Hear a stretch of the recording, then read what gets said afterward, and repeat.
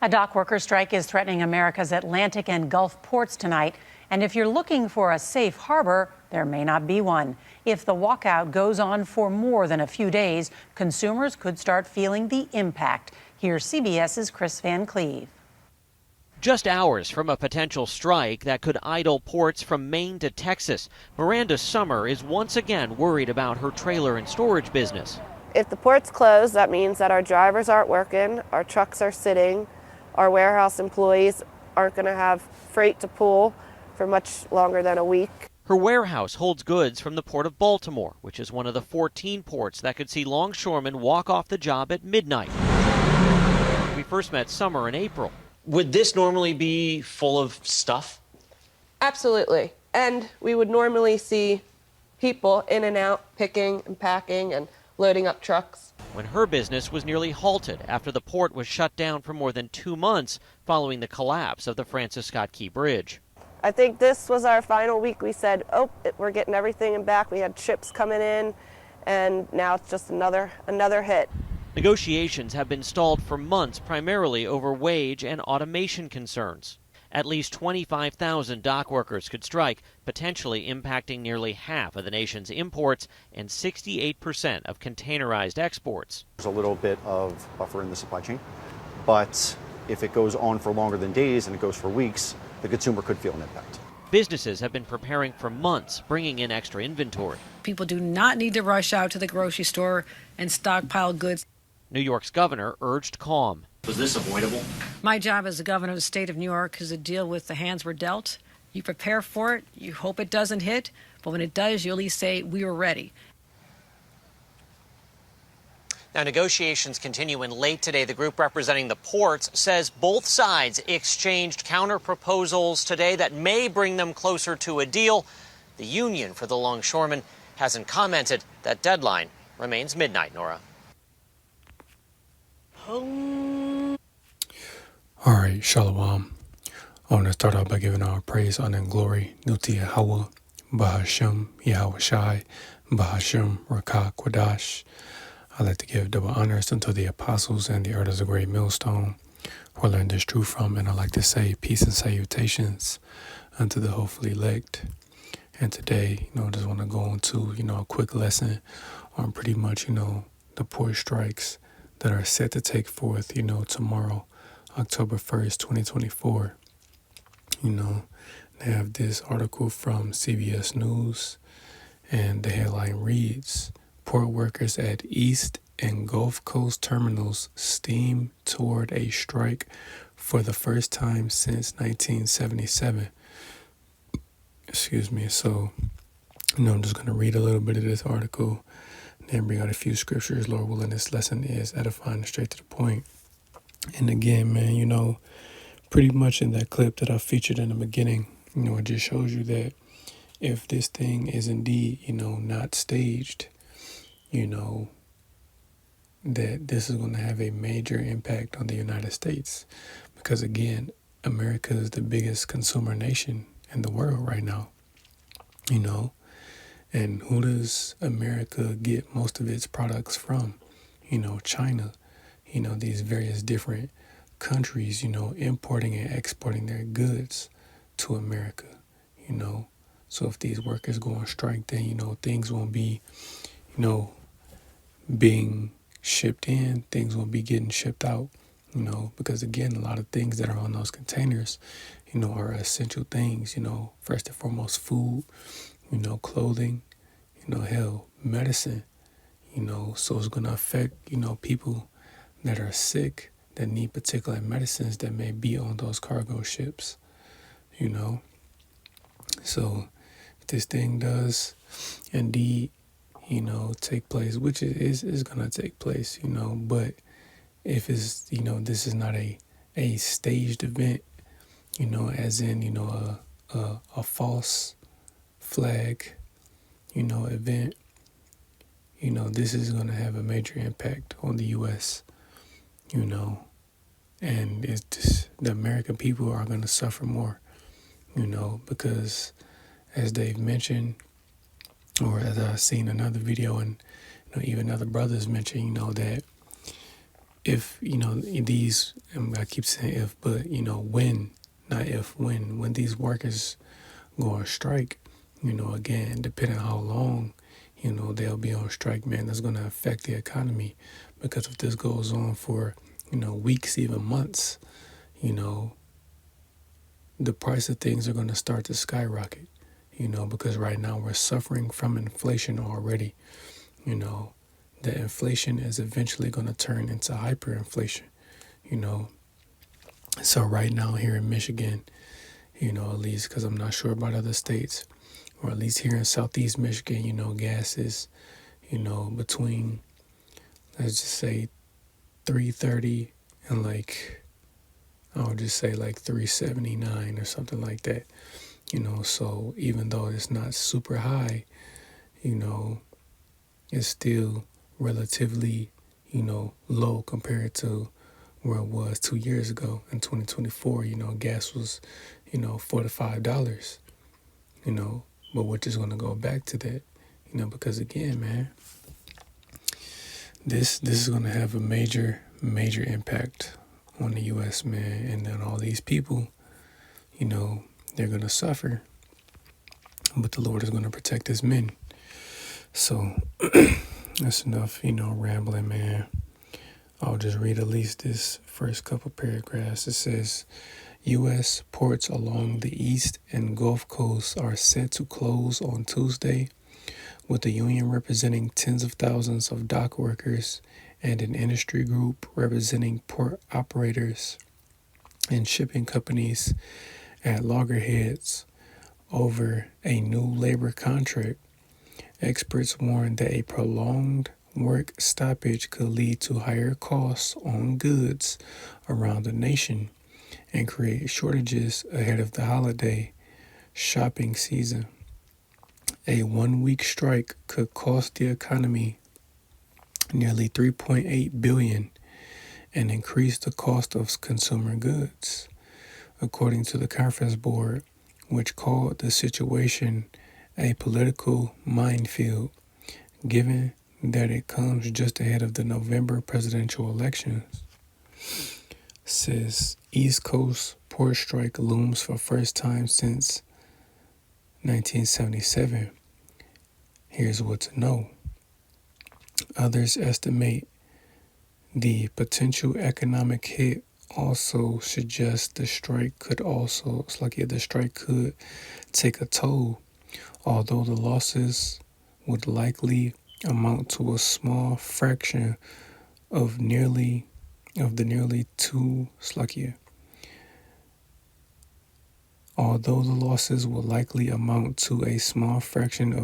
29 trillion U.S. economy.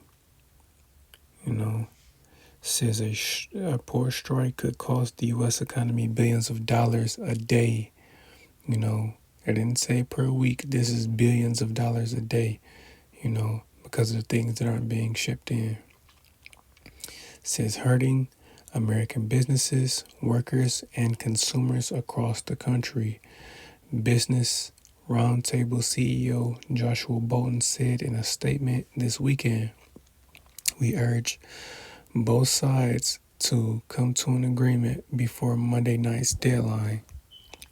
And it's Monday night, So again, man, if they don't reach a deadline, then they're going to go on strike. And pretty much what I've been saying, they said, they stated in this article, because starting with the Apostles' Notice of Great Millstone on down, they've been speaking about, how pretty much, again, eventually, the American economy was going to collapse, and this very may well be the beginning of it, because that's, they said, the woman in that clip, excuse me, Slakia, she said if those port workers or those dock workers, go on strike, then again, nothing is coming off those ships, so that'll even cause, truck drivers, to stop driving, because again, truck drivers need gas, So if truck drivers don't have enough gas to come and pick up those goods, then trucks aren't running, you know. Then again, if the price of gas goes up, you know, a lot of people won't be driving cars like that, you know. And then again, you know, the whole automation thing, you know, a lot of people are going to lose their jobs to, you know, robots, man, machines. And that's ultimately what Esau wants to do. He wants to replace humans with machines, man. You know, this is all part of this man's diabolical plan, you know, for his new world order. But, you know, it's going to be a domino effect, you know, because, again, if these dock workers go on strike, you know, I seen a comment, you know, that said, well, truck drivers should do the same. Well, they did.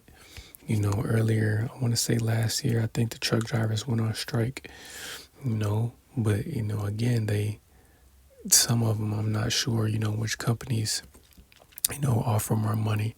So, you know, they're still driving. But again, man, if these dock workers strike for an extended period of time, man, eventually truck drivers are going to stop driving, you know, because they won't be making any money because they don't have any, you know, gas, or they won't, you know, have fuel to go and pick up these goods and export them, you know, to various states across the country. You know, so this is all a part of biblical prophecy, man. You know, there's a whole lot going on in the world right now, man. You know, this is just, you know, locally, you know, here in America, I'll just say, you know, nationwide. You know, this is a nation event, you know, that's going on. You also have, you know, the hurricane that swept through Florida, and I want to say other parts of the South, I think North Carolina, if I'm not mistaken, you know, and there's videos coming out where pretty much, you know, these various towns that were pretty much damaged, you know, were sundown towns. You know, I seen a video earlier because, again, we know Esau Edom, he has, you know, a very, very dark history where he would go and either flood, you know, so-called black towns, you know, or bomb them, destroy them, do anything. You know, this is why they don't want the Lake Lanier documentary to come out, you know, because, again, there were more Tulsa, Oklahoma events, you know, more Black Wall Streets, if you will. You know, that wasn't the only, you know, time that they've done something like that, you know, because if they were to let us alone, you know, leave us alone to, you know, dwell amongst ourselves, then we would be our own thriving community, you know, we would be just fine. But seeing that we're still in this captivity under this man's rulership, he won't allow us to do that, you know, because he knows that, again, if we separate from him, we separate from this system, and, you know, instead of being dependent upon his grid and depend on ourselves, ultimately depend on the Lord, I'll say, you know, Salakia, you know, but depend on the Lord, you know, then we'll be fine, you know, but he doesn't want that.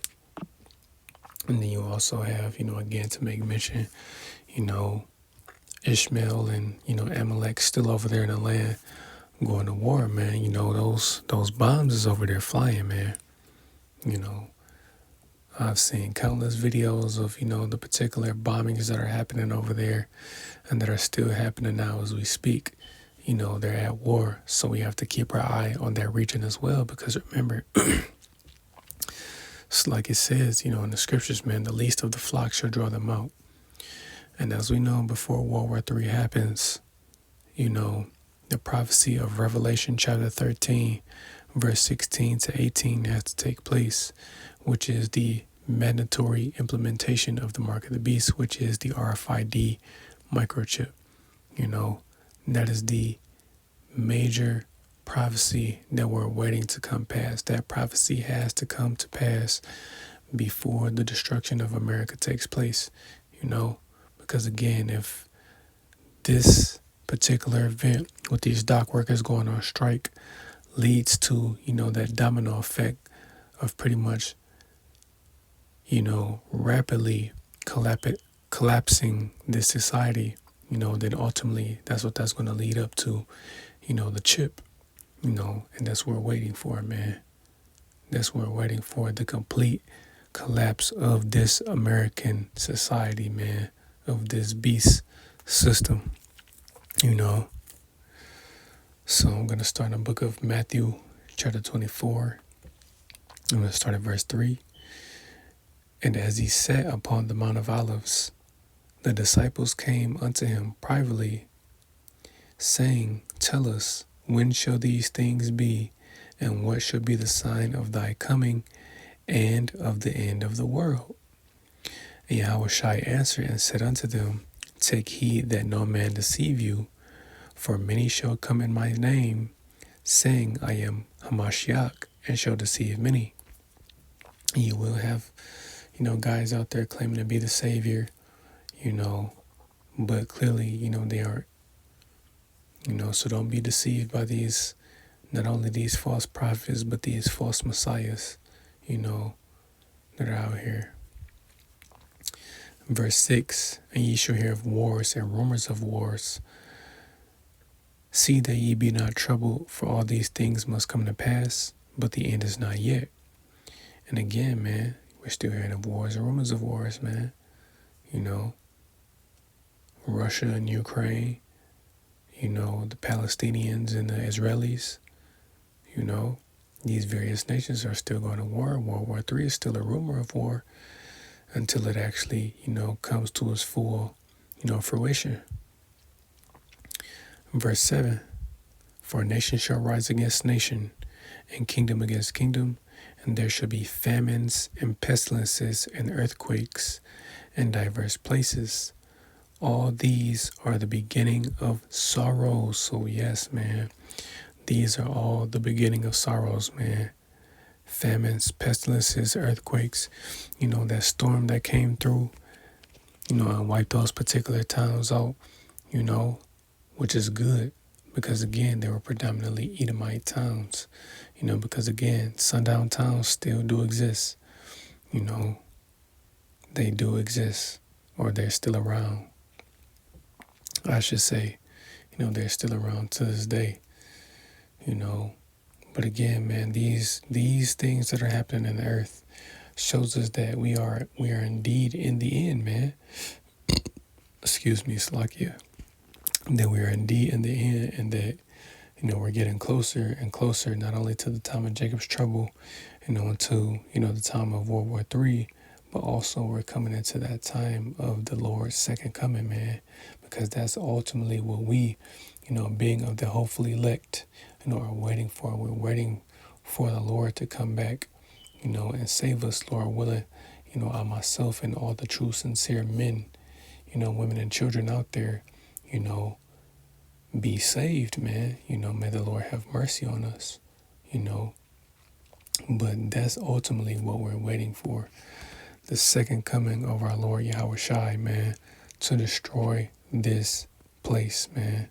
America has to be destroyed in order for there to truly be peace, throughout the world. Esau, Edom has to be taken out of power, but we're seeing it, man. We're seeing this, man, go down, So let me grab that real quick.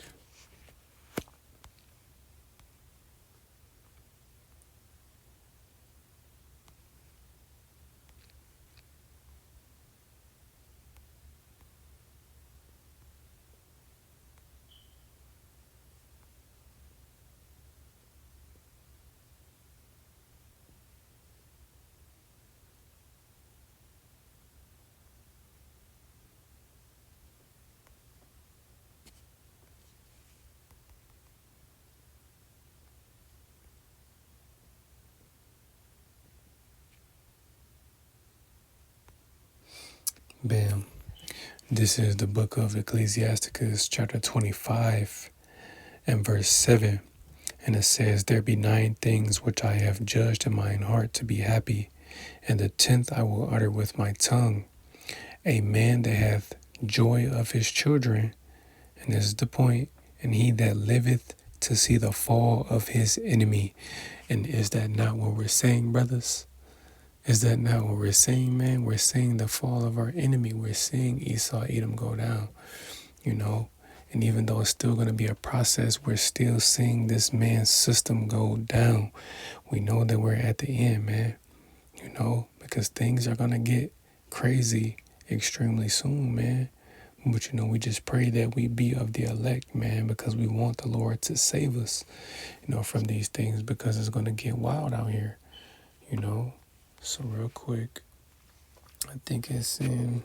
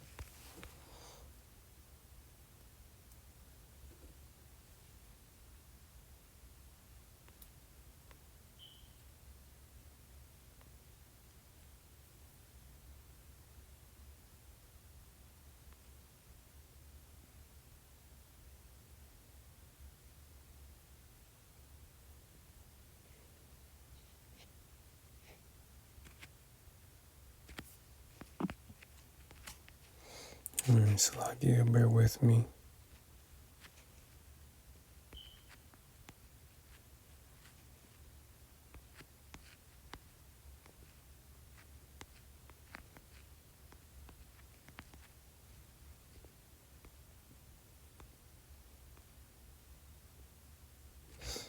Okay, bam, there it is. Isaiah chapter 19 and verse 2. And it says, "And I will set the Egyptians against the Egyptians, and they shall fight every one against his brother, and every one against his neighbor, city against city, and kingdom against kingdom." You know, because again, man, it clearly says that, you know, a lot of food, you know, is being brought in to those ports as well. You know, so these people are going to seek to, you know, survive. You know, they're going to resort to that low nature, man. You know, and they're going to seek to kill each other over what little food they have. You know, which again, you know, the Apostle Tahar even mentioned it, man. You know, we're about to witness, you know, 2 Esdras 15 and 16 play out, you know, soon. So which I'm going to grab that real quick. Book of 2 Esdras, chapter 15.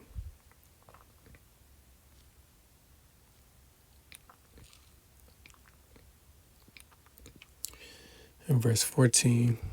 And it says, "Woe to the world and them that dwell therein, for the sword draweth," it's like here, "for the sword and their destruction draweth nigh, and one people shall stand up and fight against another, and swords in their hands. For there shall be sedition among men, and invading one another, and they shall not regard their kings nor princes, and the course of their power," it's like, "and the course of their actions shall stand in their power. A man shall desire to go into a city and shall not be able. For because of their pride, the city shall be troubled, the houses shall be destroyed, and men shall be afraid. A man shall have no pity upon his neighbor, but shall destroy their houses with the sword and spoil their goods because of the lack of bread and for great tribulation." So yeah, man, this is pretty much going into, you know, ultimately the time of Jacob's trouble, you know, because these are the things that are going to happen. You know, people are going to seek to kill each other, you know, because of your neighbors are watching, man.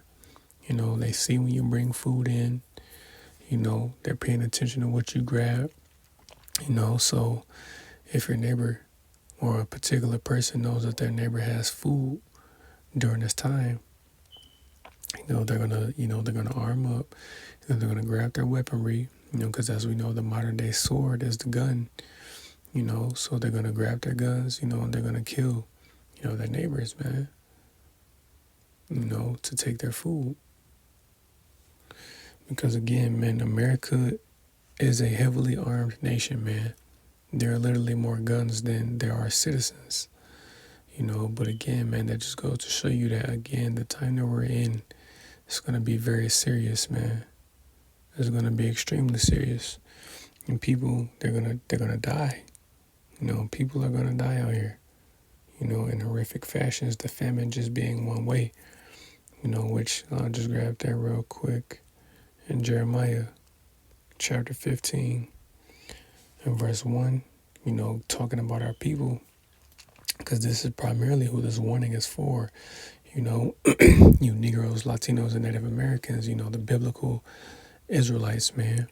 But as we know, 2/3 of our people, they've been spiritually blinded, so they won't be able to get it.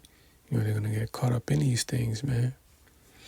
So this is Jeremiah 15 and 1. And it says, Then said the Lord unto me, though Moses and Samuel stood before me, yet my mind could not be toward this people. Cast them out of my sight, and let them go forth. And it shall come to pass, if they say unto thee, Whither shall we go forth? Then thou shalt tell them, Thus saith the Lord, such as are for death to death, and such as are for the sword to the sword, and such as are for the famine to the famine, and such as are for the captivity to the captivity. So yeah, man, this is the only news they're going to have to give our people, Once all hell break loose, man, they're going to come looking for us, because, they've pretty much been bullshitting this whole time, while the men of the Lord are out here prophesying day in and day out, issuing that warning, letting them know ultimately what the Lord is doing, man, because it's the Heavenly Father's program, man, because this is ultimately what he's doing, because he's getting ready to unleash Esau, man. Esau is his sword, but we're telling them about the things that are going to come, upon this earth, but it's going to be too late. And we're only going to have bad news for them. Ultimately, what we're going to tell them is that they're going to die, So verse 3, and it says, And I will appoint over them for a kind, saith the Lord, the sword to slay, and the dogs to tear, and the fowls of the heaven, and the beasts of the earth to devour and destroy. So yeah, even the animals are going to be out here getting busy, man. They're going to be out here issuing judgment as well to the wicked of our people, these heathens and the Edomites, This is a very, very scary yet beautiful time that we're in, man. Like we're, I really hate to quote, that album that fucking Future and Drake made, almost 10 years ago, but literally, man, what a time to be alive right now. We're in a time where we're about to see, the end of this man Esau Edom's rule, man. Because Esau is the only nation that has ruled, the most throughout history. He was in power during the Greek Empire. He was in power during the Roman Empire, and he's in power now during the modern day Roman Empire, through America, and the Lord is going to take this man out. Like, we're literally in some exciting yet scary times, man. So I was going to grab something else, but it's lucky I'll get.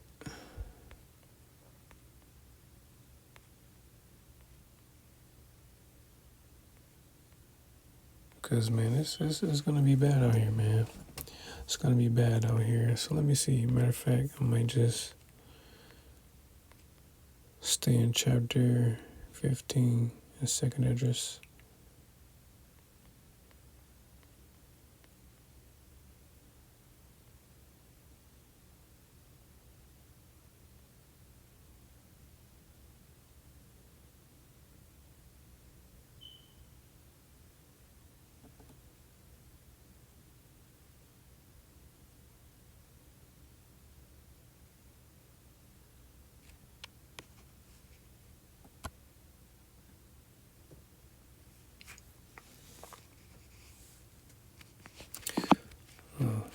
like you.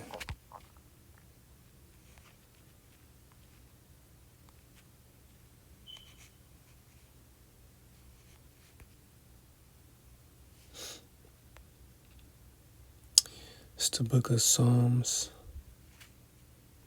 chapter 17, and verse 13. And it says, Arise, O Lord, disappoint him, cast him down, deliver my soul from the wicked, which is thy sword. So again, man, Esau is the Lord's sword, man, and he's getting ready to be unleashed in this time that we're in, He's getting ready to be unleashed. And this is just proof right here, man. I'm going to end it with this. This is 2 Esdras chapter 16 and verse...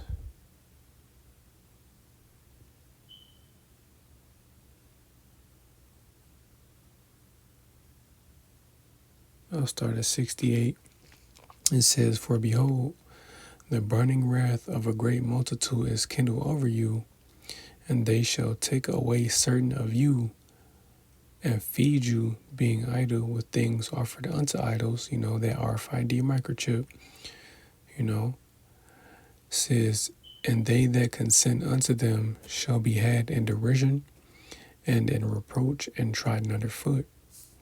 For there shall be in every place and in the next cities a great insurrection, Slakia, upon those that fear the Lord. And this is the point. It says, they shall be like madmen, sparing none, but still spoiling and destroying those that fear the Lord. For they shall waste and take away their goods and cast them out of their houses. Then shall they know, then shall they be known who are my chosen, and they shall be tried as gold in the fire. So yeah, man, when all hell breaks loose, these people are going to lose their minds. Esau's going to send his troops out, his martial law troops out, to round people up, to bring them to concentration camps, man. But just like it says, because even though, Lord willing, we be the elect, man, we're not going to suffer the way these people are going to suffer. We're still going to go through our particular trials, and tribulations. But again, the Lord is going to be with us. He's going to deliver us from these things. So I said I was going to end it on that, but I'm actually going to end it on this. It's the book of Revelation, chapter 3 and verse 10. And it says, Because thou hast kept the word of my patience, I also will keep thee from the hour of temptation, which shall come upon all the world to try them that dwell upon the earth. And indeed, as we know, this is primarily speaking of, when the mark of the beast is made mandatory. The Lord is going to keep us from the hour of temptation, as it says, man. But hell, even in a time of trouble, the Lord is going to keep us. He's going to deliver us, from whatever danger comes our way. However he does it, we're just going to have to wait and see. But again, man, things are getting serious here, man. Way more serious. We're just a month away from the election, so we'll see what happens, with this strike. So, Lord willing, this lesson was edifying. It's like I want to give all praise, honor, and glory due to Yahweh, Bahashem, Yahweh Shai, Bahashem Rakakwadash. I'd like to give double honors unto the apostles and the artists of Great Millstone, who I learned this truth from. And I'd like to say peace and salutations unto the hopefully elect. Till the next time I say Shalom.